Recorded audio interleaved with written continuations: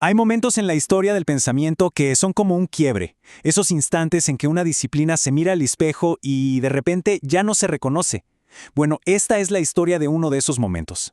Es la historia del nacimiento de una psicología que se atrevió a romper con todo para poder responder por fin a la realidad de un continente. Y todo comienza con una pregunta que parece súper simple, pero que a mediados del siglo XX en América Latina se volvió, revolucionaria. ¿Para qué sirve la psicología? Y más importante aún, ¿a quién le sirve? Porque en ese momento, la psicología en la región estaba pasando por una crisis de identidad tremenda. Se sentía como una herramienta importada, ¿saben? Como si estuviera diseñada para arreglar problemas que no eran los más urgentes que se estaban viviendo aquí. A ver, profundicemos un poquito en esto. Por un lado teníamos la psicología dominante, la que se enseñaba en las universidades. Estaba súper enfocada en el individuo, en su mundo interno, casi como si la persona viviera en una burbuja. Y por otro lado teníamos la realidad latinoamericana, luchas sociales, una agitación política constante, condiciones de vida colectivas que definían el día a día de millones. Era como si la psicología y la gente hablaran dos idiomas completamente distintos. Y esta cita, ¡wow!, lo resume a la perfección. Se había caído en un pensamiento casi de imitación, de copiar modelos que venían de afuera sin preguntarse si de verdad encajaban aquí. El problema era evidente. La psicología se había desconectado de la gente a la que en teoría debía servir. Pero, como suele pasar, frente a una crisis así, surge una reacción. Y así fue como una generación de pensadores empezó a levantar la voz, a exigir una psicología distinta, una que de verdad estuviera comprometida con su tiempo y con su lugar. Desde Argentina, por ejemplo, surgieron figuras como Enrique Pichón Rivière, que lanzaron ideas que para la época eran, verdaderamente radicales. Esta idea de que el sujeto es producido por su entorno social rompía de lleno con la visión individualista. O sea, ya no se podía pensar en la mente de una persona sin pensar en la sociedad en la que vivía. Entonces, el punto clave es este. Ellos sentaron las bases para una psicología que entendía al individuo y a la sociedad no como dos cosas separadas, sino como un sistema totalmente interconectado. La mente, la psique, no era algo que nacía de la nada y ya, sino que era el resultado de todas esas complejas interacciones sociales. Y lo más interesante es que estas ideas tan revolucionarias no se quedaron encerradas en Argentina. ¿Qué va?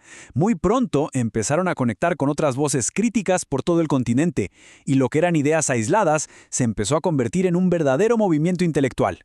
Y así, en diferentes países, esta corriente crítica fue tomando como su propio sabor.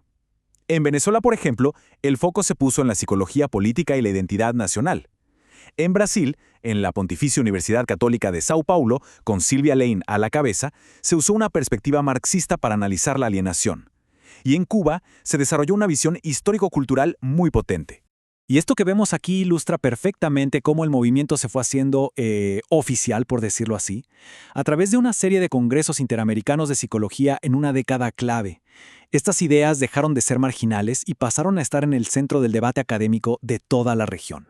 Todo este proceso, décadas de críticas, de colaboración, de debates, todo esto culminó en el desarrollo teórico más influyente de todo el movimiento, una propuesta que iba a cambiar para siempre el propósito de la psicología en América Latina.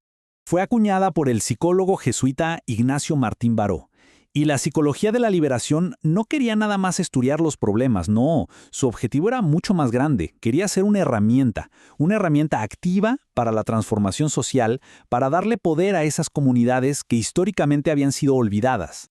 Claro, para que un movimiento de este tamaño pudiera crecer, era fundamental que hubiera espacios para el diálogo.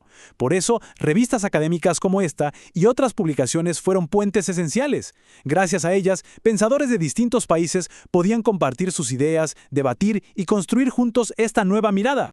Con una claridad que impacta, Martín Baró puso el dedo en la llaga. Lo que está diciendo aquí es que la psicología tradicional, al tratar el sufrimiento de una persona como algo puramente individual, muchas veces ignoraba e incluso ayudaba a esconder las verdaderas raíces de ese sufrimiento, que estaban en la opresión y en la injusticia social. Este movimiento dejó mucho más que teorías, dejó un legado, un llamado a la acción que hoy sigue resonando con una fuerza increíble y que plantea un desafío constante para la disciplina. Ahora, fíjense en esto que es interesantísimo. Es el llamado que Martín Baró le hacía a los psicólogos. Les pedía empezar no por los libros de texto, sino por la realidad. La teoría tenía que nacer de ahí, del contacto directo con los problemas y con el sufrimiento de la gente. Y en esencia, estos desafíos son una hoja de ruta clarísima. No es solo un llamado a la acción, es una guía para construir una psicología, y la verdad podríamos decir que cualquier ciencia, que sea de verdad relevante y que esté comprometida con la sociedad que la rodea. Y así, la historia de este movimiento nos deja con una pregunta final, una que va mucho más allá de la psicología. Nos obliga a pensar sobre el propósito de cualquier campo del saber.